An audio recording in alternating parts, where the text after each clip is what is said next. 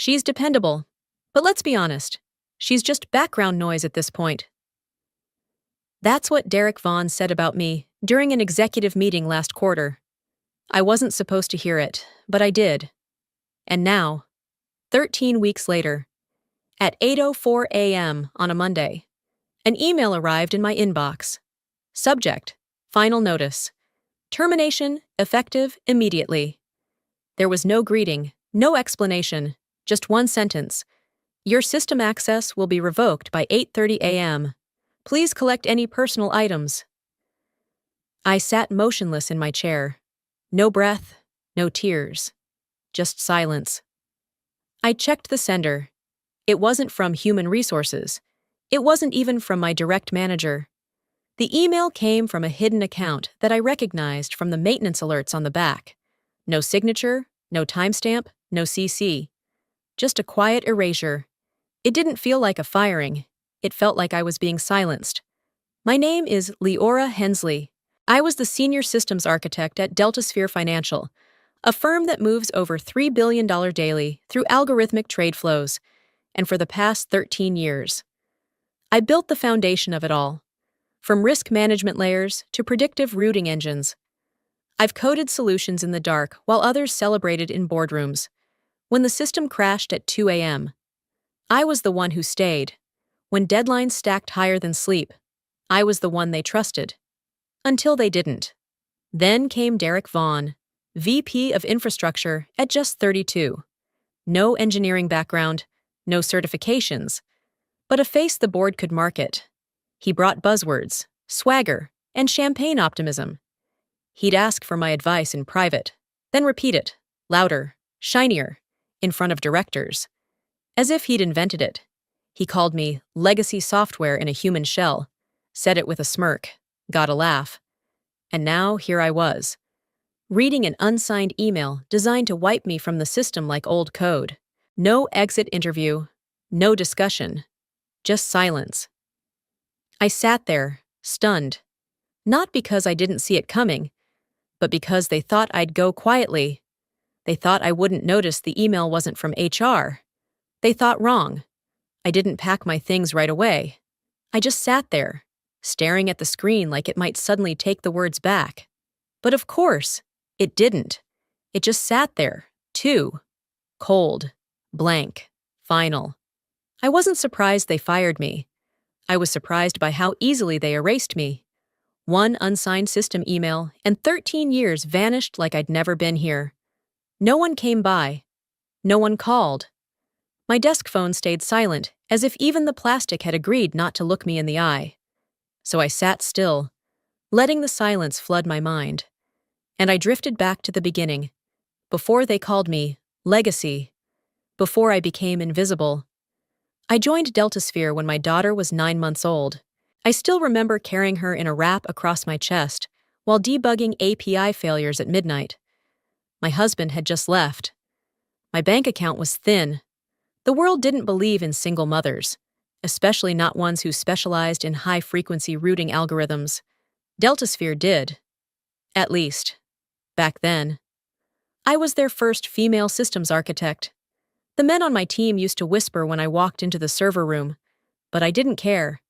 They stopped whispering after I rebuilt our faulty transaction chain in 4 days flat and cut latency by 12%. After that, they called me the anchor. Quiet, constant, reliable. They didn't see the weekends I spent buried in code instead of birthday balloons. They didn't see me breastfeed with one arm while fixing a firewall leak with the other. They didn't need to. I didn't need applause.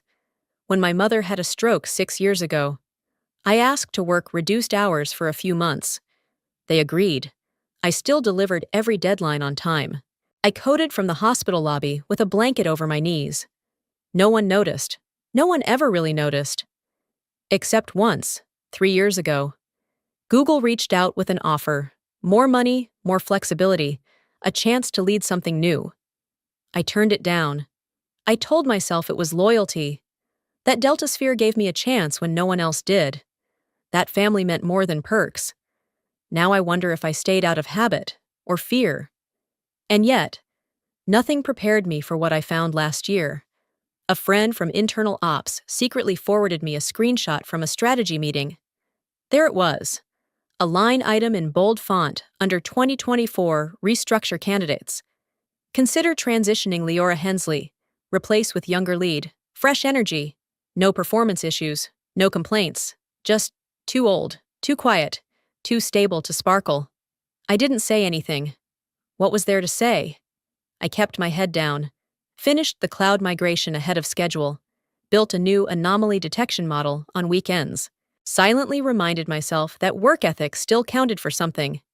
Apparently, it didn't. I stood from my chair that morning. Finally. My legs ached from stillness.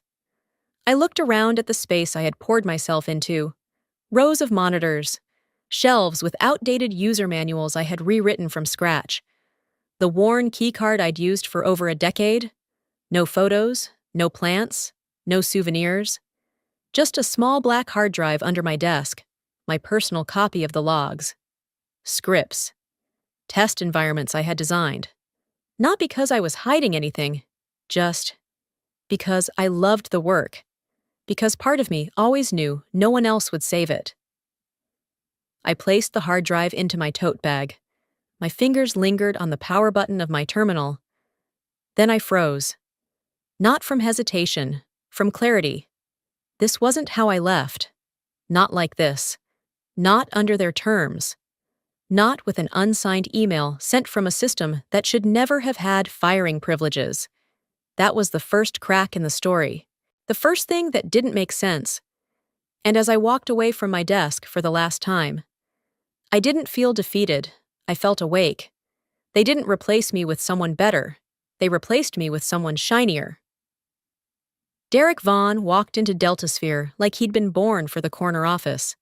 Crisp suits, polished shoes, perfect stubble, and a LinkedIn profile that read more like a political campaign than a resume. He was 32, loud in just the right way, and knew how to make eye contact during meetings while saying absolutely nothing of technical value. Within a year, he was promoted to VP of Infrastructure, my department.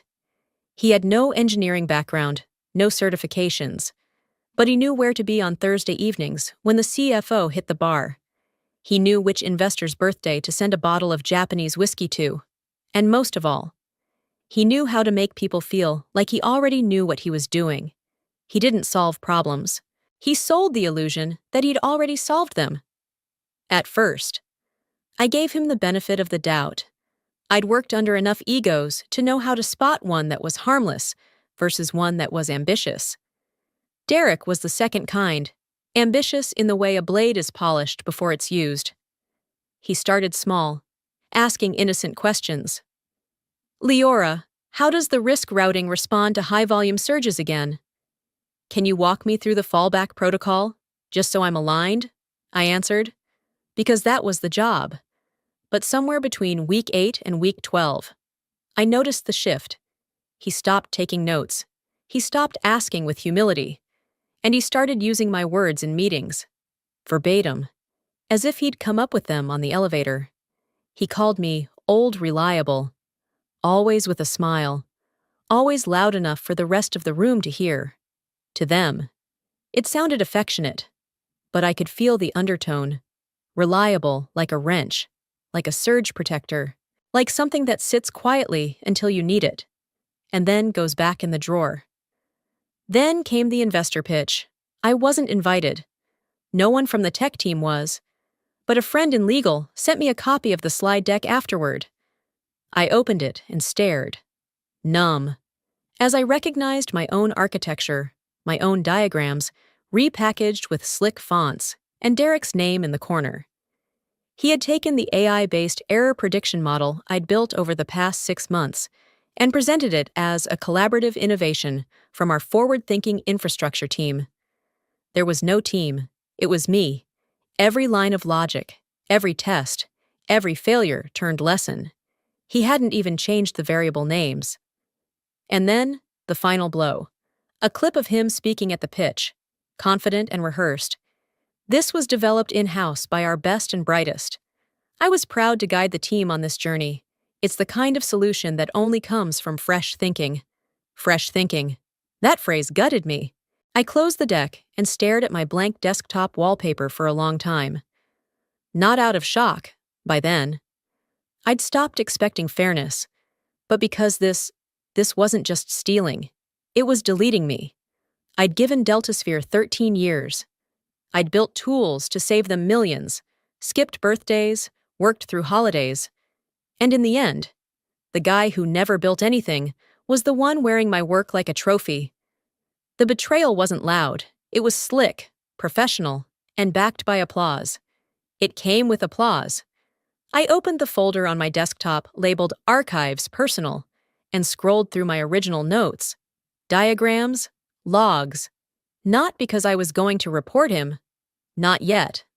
I just needed to remind myself that it had all actually come from me, that I still existed underneath all the polish. And as I looked over the data, I noticed something, a pattern, a timestamp, an edit entry from the exact day Derek requested clarification on the logic path for the predictive routing model. That was the day he'd copied my work. That was the day the knife was sharpened. And now, I could feel the cut. Stealing my work was one thing. Ignoring my warnings, that was another. Weeks before the email that erased me, I'd sent one of my own. It was late on a Thursday night when I stayed behind in the server lab, reviewing the latest test logs from the new routing module Derek had been championing. I remember staring at line after line of latency spikes, millisecond delays that, in our world, could translate to millions lost in trading errors. The code was unstable, the logic wasn't scalable, and it had no business being pushed into a live environment. By midnight, I had written a detailed report titled Routing Module 4.3, Delay and Propagation Risks. I outlined the exact points of failure, showed transaction chain anomalies, and flagged where the new logic was creating silent loops, dangerous, invisible breakdowns that would only reveal themselves under live pressure. I uploaded the document into our internal reporting system and copied Derek, the DevOps lead, and our quality assurance manager. I wasn't trying to stop progress. I was trying to stop a crash. The next morning, I got a calendar invite, Risk Strategy Alignment, 10-hour a.m. Translation, a polite ambush. In that meeting, Derek stood at the whiteboard in a blazer he only wore when directors were watching. He opened with a smile. Leora brings up some important points. Her eye for detail is legendary, he said. But let's not confuse caution with resistance. Sometimes, fear looks a lot like experience, just dressed in old code. A few chuckles from the table. Someone scribbled a note. I sat quietly, humiliated but unsurprised. I tried to counter with numbers, with logic. He countered with confidence, with buzzwords. Resilient scaling, next-gen transaction logic, strategic agility. By the end, they thanked him for bridging the technical and business sides. They thanked me for speaking up. The module moved forward. The warning stayed behind. A week later, I needed to forward the report to QA for final regression testing. I logged into the reporting system, searched the submission ID. Nothing. I tried again, using keywords. Still nothing. The report was gone. No record. No download logs. No trace. Like it had never been submitted at all. My pulse spiked. I wasn't paranoid. Our system was designed to retain every submission with a timestamp and author ID. Even edits were versioned. The only way something could disappear completely was if someone manually scrubbed it. And I knew exactly who had the clearance to do that. I rushed to my personal files. I kept a habit, born of past disasters, of saving every draft before submission. Not out of distrust, just instinct. There it was. A quiet little PDF file buried in a folder named Routing Edge Backup LH. The timestamp matched. Every diagram intact. My name, my words, my warning. I stared at it in disbelief. They hadn't just ignored me, they had erased me. I sat at my desk, air tightening around my ribs like a vice. The room suddenly felt too small, too loud in its silence. There's a particular kind of helplessness that lives between competence and dismissal when you know you're right, but you've already been written off. I'd thought my reputation would protect me. I thought 13 years meant something. I thought logic, clarity, and proof would prevail. But Derek didn't need logic. He just needed them to believe him long enough to launch something flashy. And they did. I backed up the PDF to a second drive, encrypted it, and wrote one line in my personal journal that night. If they won't listen now, they'll feel it later. The code I wrote couldn't scream. The warning I sent had been deleted. But what they didn't know, what Derek didn't realize, was that I had designed a failsafe long before he showed up with his suits and slogans. They had ignored my message. Soon, they'd learn what silence really costs. They erased my warning, but not my code. As I sat alone at my kitchen counter that night, a cup of untouched coffee cooling in my hand, I reopened a folder I hadn't touched in nearly 2 years, hidden 3 layers deep inside an encrypted directory labeled redundant protocols. It waited, patient, silent, dormant. Echolock. It wasn't revenge, it was protection. I wrote the first line of its code 2 years ago, the night I watched 3 engineers from my original team get terminated without warning. No exit interviews, no thank you speeches, just badge access revoked and security walking them out before lunch. One of them, Marta, had been in charge of our critical failover system after her removal. It took the company 7 days to reconfigure what she knew by heart. 7 days of vendor delays, faulty backups, and panicked cross-departmental calls. 7 days that nearly cost DeltaSphere a $112 million transaction contract. That was the moment it clicked. No one is untouchable, not even the people keeping the walls from crumbling. So I built Echolock. The idea was simple, a self-protection protocol woven into the fabric of our infrastructure, invisible to the casual user, unreachable by admin dashboards. Its function? To detect sudden and unauthorized personnel revocation, specifically, the system administrator role tied to my ID.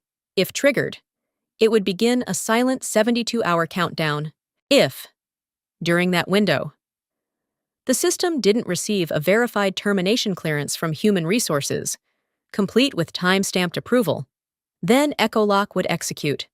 It wouldn't delete anything. It wouldn't shut down the servers. It would do something far more devastating to a company like DeltaSphere. It would lock them out of themselves. All internal routing APIs would go dark. User authentication trees would collapse. Real-time trade processing would freeze across all environments. Testing, staging, production. There'd be no email, no pop-up, no blinking red warning. Just silence. The kind of silence you only hear in a room when everything's gone very, very wrong. I didn't write Echolock out of paranoia. I wrote it because I believed in resilience, the kind that doesn't rely on luck, or good intentions, or corporate loyalty. I'd told no one, not even my closest engineering allies. Not because I didn't trust them, but because I needed Echolock to be invisible, untraceable, unstoppable. And now, I needed to check if it had been triggered. I booted into a private console and entered a deep system query. The response took a moment. When it came, my breath caught in my throat. Echolock status, dormant trigger condition met. Credential revocation detected. HR clearance. Not found, countdown. 58 hours and 19 minutes remaining. It was live. Somewhere beneath the confident voices of boardrooms and Derek's polished pitch decks, a timer was ticking, and no one knew. I didn't touch the code. I didn't adjust the countdown. I simply closed the console and sat back, letting the weight of it settle. This wasn't an act of revenge. I wasn't trying to burn the place down. I just wanted them to understand what it meant to delete someone like me. Quietly, without dignity, without record. They'd made the choice. I'd just prepared for the consequence. As I looked out the kitchen window into the quiet street, a strange calm washed over me. The kind of calm you feel when you've done everything right, and you're finally done defending it. Derek would keep talking. The investors would keep applauding. The board would keep pretending not to notice what he really was. Until the moment came when the system didn't respond. And when it happened, they wouldn't even know where to look. Hay wouldn't understand the silence. But I would. Because I wrote it. Because I warned them. Because I stayed when I should have left. And because sometimes, the most powerful form of resistance is letting the system speak for you. There was nothing left to press, no code to adjust, no alert to send, only time to wait. I sat in my apartment, lights dim, the hum of the refrigerator, the only sound in the room. Outside, the city moved as it always did, horns blaring, tires hissing on wet pavement, the far-off whine of a siren. But inside these four walls, it felt like the world had paused. Echolock was counting down. 46 hours? 32 minutes. And some change. I hadn't left my place in 2 days. Not out of fear, just stillness. It was the kind of stillness that came after the final keystroke. After you'd done everything you could, and realized the rest would unfold whether you liked it or not. I kept the countdown open on a secured terminal, just a blinking line beneath the words. Echolock status. Active HR verification. Not found. Time to lockdown. 46 hours and 32 minutes. No pings, no warnings. Just the steady tick of inevitable consequence. A year ago, I would have never imagined this. I was being courted by a rising fintech startup, offering me more money, better hours, partial ownership. The CEO met me twice, told me she admired my architecture work at DeltaSphere and wanted me to lead their new quantum trade framework. I nearly said yes. I had the offer in my inbox. I had the pen in my hand. But then I remembered the team I'd built, the systems I'd woven from scratch, the way DeltaSphere used to feel like a living thing, and the quiet pride of keeping it breathing. So I turned the offer down. And I wrote. In my reply, I'm staying. I believe in long-term resilience, and I still believe in what we're building here. I believed. Now I sat in silence, knowing the very thing I stayed to protect was being twisted, sold, and piloted by a man who didn't even understand its core logic. At 3:15 a.m., my phone buzzed. A message. Not from anyone in leadership, not from HR. From someone who used to sit 2 desks behind me in IT. Derek's at your desk today. I didn't respond, but the next message followed. He said, this place runs smoother without the dinosaurs, and then laughed. I stared at the screen. No heat rose, no tears, just a quiet ache, the kind that comes when something snaps so cleanly you barely feel the pain. I put the phone down. Derek was sitting at my desk, running my systems, inheriting a seat he thought was a throne. Let him laugh. I made a new cup of coffee and sat near the window, watching light flicker against rain-streaked glass. My reflection barely looked like me anymore. I looked older, not from age, from knowing. I placed my hand on the old external drive that sat beside me, the one that held my private logs, original blueprints, rejected proposals, and the first file ever titled echolockcore.v1. They thought I was out, that I had no power left. But power doesn't always look like noise. Sometimes it looks like silence with a pulse. My mother used to say, you don't always have to shout to be heard. Sometimes the silence that follows is louder than thunder. I didn't respond to Derek's insult. I didn't try to prove my worth. I didn't explain the logic behind Echolock to anyone. Because if they had to ask, they never deserved to know. By the time the sun started to rise, the countdown read, 36 hours and 11 minutes. Still no HR confirmation. Still no system override. Still no clue on their end that the walls were shifting beneath their feet. I sipped my coffee and leaned back in my chair. I wasn't rushing it. I wasn't checking obsessively anymore. I was waiting, not for revenge, not for validation. I was waiting for gravity to catch up with arrogance, for silence to finally have its say. Systems don't scream when they're about to collapse. They whisper. And Derek Vaughan never listened to whispers. By the time the Echolock timer read 31 hours and 45 minutes, it had begun what I'd designed it to do: issue silent system-level warnings. Not dramatic sirens or red screen messages, just quiet anomalies, subtle clues, footprints, a flag here, a misalignment there, just enough to catch the attention of anyone who knew what to look for. At exactly 32 hours remaining, the first soft alert had been triggered. Admin credential mismatch. Route 4.3. Route path elevated. It was a test ping. The system had detected elevated access without corresponding HR clearance. It generated a low-priority internal email flagged to infrastructure oversight. As designed.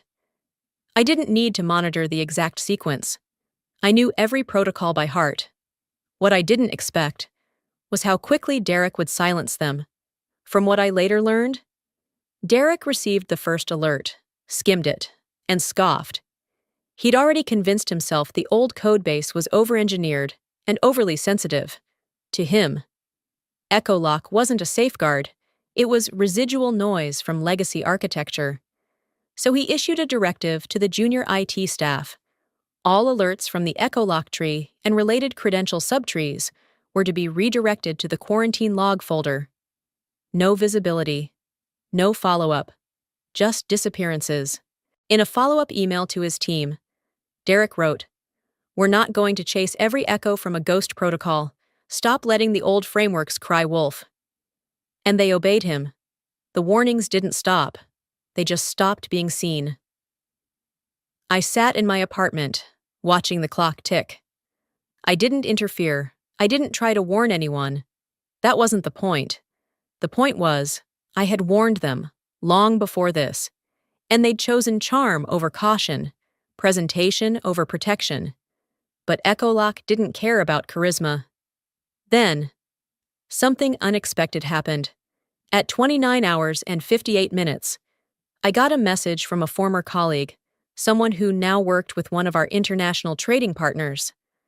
"Hey, our system just pinged a fail flag from DeltaSphere's API chain. Something about credential inconsistency. Everything good on your end?" I stared at the screen. Heart thudding once. Heavy and sharp. Echolock had rippled beyond the company walls. Because I'd written a secondary protocol, a passive heartbeat check embedded in one of our externally synced modules. It was designed to mirror anomalies in partner-side logs if root credential mismatches ever occurred. And now it had triggered. It meant the cracks were spreading. The silence was leaking. Derek had no idea. He was too busy rewriting access roles and filtering warnings he didn't understand. And the board? They didn't even know what questions to ask. Meanwhile, logs were piling up in a digital graveyard, buried by order of a man who thought redirection was the same as resolution. I could have picked up the phone. I could have sent an anonymous tip. But I didn't. Because I needed them to feel it. Not because I wanted revenge, but because they needed to learn what happens when you dismiss quiet women and quiet systems the same way. I glanced at the terminal again. Echolock countdown. 28 hours and 2 minutes remaining. Status: escalating anomaly logs. Internal visibility: suppressed. It was all happening exactly as it should. My hands clenched into loose fists. This wasn't about being angry that they didn't listen. It was about what came after they chose not to. By the time this was over, they'd realized they hadn't silenced a problem. They'd muted the only voice that could have saved them. And when the system finally stopped responding, it wouldn't be with a bang or a crash. It would be with a perfect, terrifying silence. One they created, one they earned. 72 hours came, and the system obeyed the code that had been waiting in its bones. At 8:32 a.m., right at the height of DeltaSphere's Monday morning trade cycle, the silence began. No dramatic crash, No visible meltdown, just a slow, collective pause, so subtle at first that no one even noticed. And then, they did. In the main trading room, dashboards froze. Order confirmations stopped populating. Processing queues spun endlessly. On the east-facing monitors, global transaction feeds blinked, then timed out one by one. On the west wall, a senior trader cursed as $42 million in pending orders stalled mid-execution. His screen read, 504, Gateway Timeout. At first, they assumed it was a network blip. Then someone rebooted. Nothing changed. Another ran diagnostics. Connectivity looked fine, but access to core routing logic failed. No one could trace the signal path. Because there was none. Echolock had activated, and the company's nervous system had gone dark. In the glass-walled conference room, Derek Vaughn burst in mid-call, jaw tight, tie loosened, eyes darting between emails pouring into his inbox like digital panic attacks. "It's a synchronization issue," he said, voice clipped. "We'll patch it, give us 10 minutes. But the system wasn't stalling. It was rejecting them. At the IT support center downstairs, 2 engineers tried to access the root configuration panel. Their passwords were denied. Biometric failsafes? Blocked. Attempts to access backup environments were rerouted into error loops. Every override path they tried led to the same blank response. Root verification missing. Access denied. The CEO was pulled from a call with investors in Frankfurt. The CTO was silent on his end of the conference bridge. Staring at the words, no one in the room knew how to reverse. At 8:51 a.m., DeltaSphere had $680 million in active trades locked in purgatory, and no way to move any of it. Phones rang, LAC channels lit up in red. Then came the calls from overseas. A senior partner in Tokyo. Voice strained and sharp. "Are you under cyber attack? One of your trading APIs just threw a credential cascade error. Our analysts think you've been compromised." From London, "We're freezing our portfolio exposure unless you confirm the breach is internal and contained." Internally, no one had answers. Externally, everyone assumed the worst: a breach, a hack, a hostile competitor. But it wasn't any of those things. It was a line of defense, written in silence, buried beneath layers of arrogance, across town. I sat by a window in a small cafe. No laptop open, just a newspaper folded neatly beside my coffee. My phone buzzed once. A news alert. DeltaSphere trading system goes dark. $680 million freeze raises global concern. I took a sip of coffee. Still warm. I didn't smile. I didn't cheer. This wasn't triumph. This was consequence. I hadn't deleted them. I'd simply designed a system that refused to be used by those who didn't respect it. They'd thought I was expendable, replaceable, a soft-spoken relic of a technical past they no longer valued. And now their future was stuck, mid-execution, mid-transaction, mid-sentence. I hadn't shut anything down. I had simply withdrawn the key they thought didn't matter. Back at headquarters, Derek was pacing. The CTO finally spoke, voice tight. "Leora was the last one with full creator access to the root." Derek froze. "Can we recover it?" A junior engineer checked the metadata again. "Only with an original override signature. Hers." Silence. The CEO's phone rang again, this time from a number he recognized. His hand trembled as he answered. "Yes, I understand. No, we don't believe it's an attack." But even as he said it, he wasn't sure. And for the first time, neither was anyone else. At 9:21 a.m., my phone lit up. One message, 3 words. "Please call back." I didn't answer, not yet, because I'd spent 13 years writing every line they ignored, and now they were finally listening, not to my voice, but to my absence. They didn't want to talk when they erased me. Now they couldn't stop calling. By the time the 6th call came in from a restricted number, I knew it had reached the top. DeltaSphere didn't call repeatedly unless someone had their hair on fire. I watched the phone buzz on the table, once, twice, then finally picked it up. I didn't say anything. I let them speak first. Leora? The voice on the other end cracked slightly. This is Alan. We need your help. We're experiencing a system-wide lockout. Everything's frozen. I waited. We think it's something in the root protocols, he continued. We tried to route through staging, tried the backups. Nothing's responding. Only your name keeps popping up in the logs. Your signature. My credentials were revoked, I replied evenly. I don't have access to anything. A beat of silence. Then, what do you mean, revoked? I was terminated, I said flatly. Via email. No meeting. No warning. My access was cut off 72 hours ago. So, respectfully, whatever problem you're having, it's not mine. His voice dropped to a whisper. Leora, I never signed anything. Now it was my turn to pause. I'm sorry, I said, though I wasn't. I never authorized your termination, he repeated, the panic starting to show. There's no HR file, no signature. I assumed, Derek mentioned there had been a transition, but I didn't interrupt. I let him feel it. The unraveling. The CTO joined the call then, his voice tighter, faster, more technical. Leora, we traced the credential revocation. It came from an executive session login, temporary admin access from Derek's account. It wasn't routed through HR. That would explain why the system isn't recognizing any override. I leaned back in my chair. Echolock had done exactly what it was designed to do. I'm no longer with the company, I said quietly. Legally, logically, operationally. I'm not authorized to intervene. Alan exhaled hard through the line. We're asking, formally, if you'll assist us in a consultative capacity.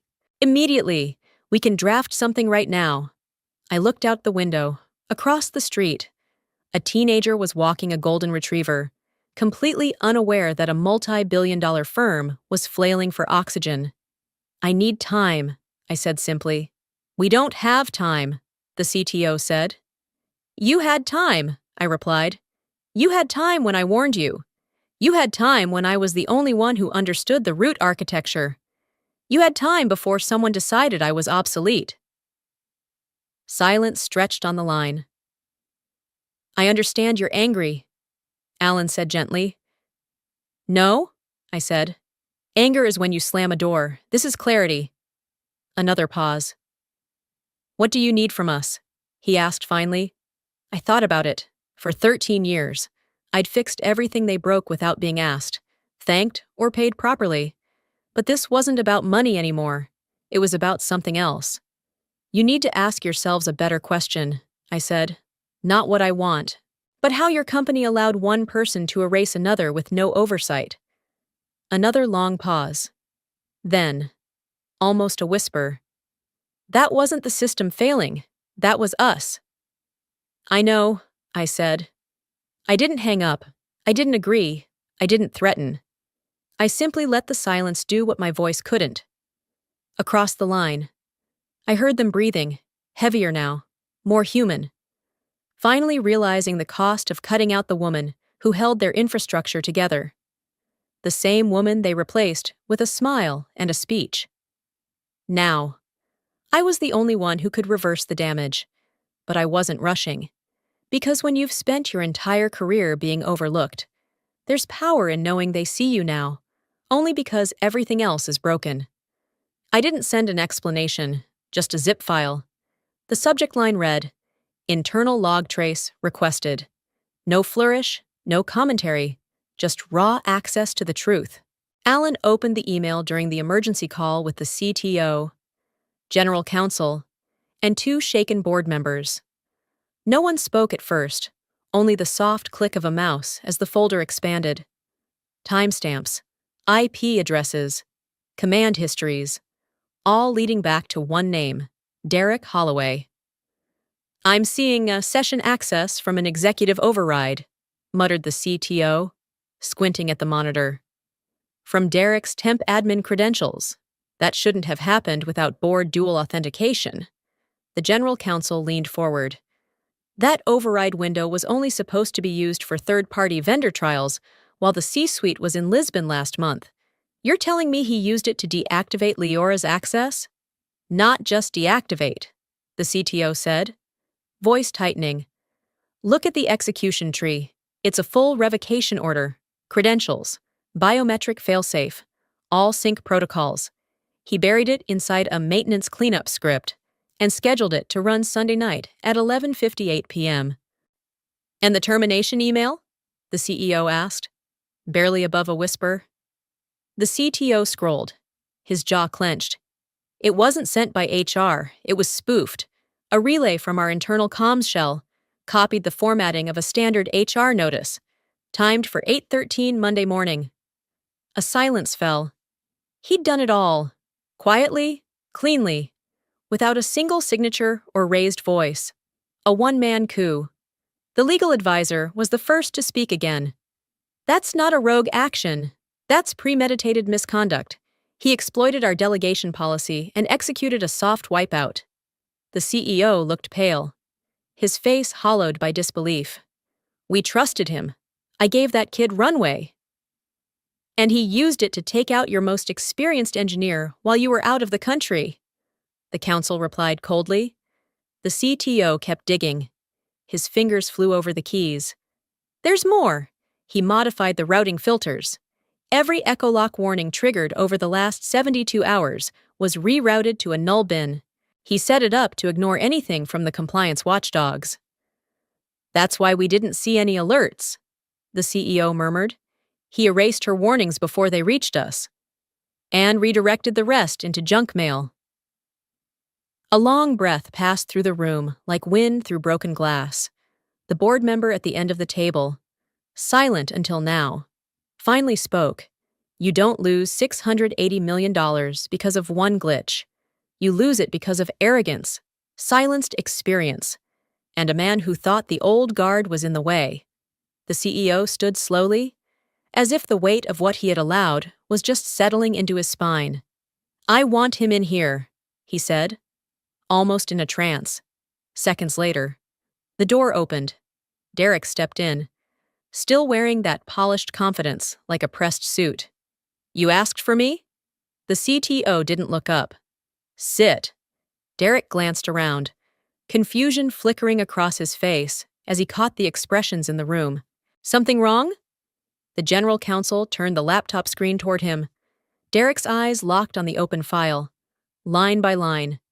His own actions reflected back at him like a digital confession.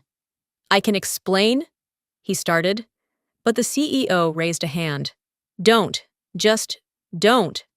For the first time since this all began, Derek had nothing to say. The CTO closed the folder and turned to the CEO. There's no question now. He initiated an unauthorized termination. He spoofed an HR directive. He bypassed every internal safeguard. And now, the board member added quietly, he's triggered a failsafe protocol designed by the one person he thought he could erase. Leora hadn't stepped foot in the building, but in this room, her presence was seismic. They didn't know it yet, but she had already moved beyond revenge. This was reclamation, and they were finally starting to understand what it felt like to be shut out of your own system. I'm not here to bargain, I said calmly. I just want the truth written down. The silence on the other end of the line was long and uneasy. The CEO, Alan Winscott, exhaled slowly, as if the weight of those words pushed him an inch deeper into his leather chair. It was the third call they'd placed in less than 2 hours. First, it was the CTO begging for root access overrides, then legal, trying to expedite reintegration through a backdoor clause. Now it was all three, on speakerphone, asking me, the one they fired without warning, to undo the lock that had crippled their $680 million backbone. But I didn't want a settlement. I didn't want revenge. I wanted history, undistorted, uncontested, Undeniable. You want a press release? Alan asked. No, I said. I want it in the board minutes. A formal incident report. Not internal only. Legal. Filed and time-stamped. The CTO, Bennett, chimed in. What exactly do you want us to say? I'd already written it. 3 pages, plain language, no vengeance. Just the facts. Derek Holloway used a temporary admin override while the board was out of the country. He deactivated my system credentials without proper authorization. He sent a spoofed HR email to make it look official. Echolock was not a glitch. It was a silent compliance protocol I built, designed to lock core systems after an unverified termination.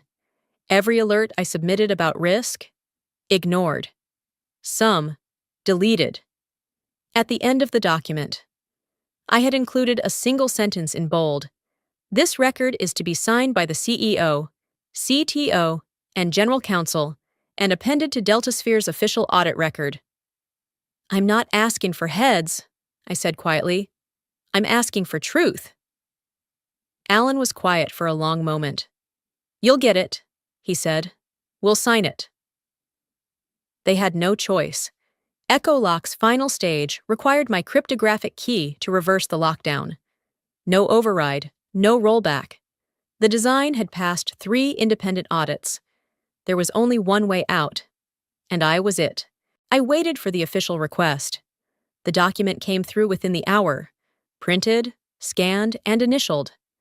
I read it 3 times, and then I inserted my passkey, the string I hadn't touched in 2 years. Echolock disengaged.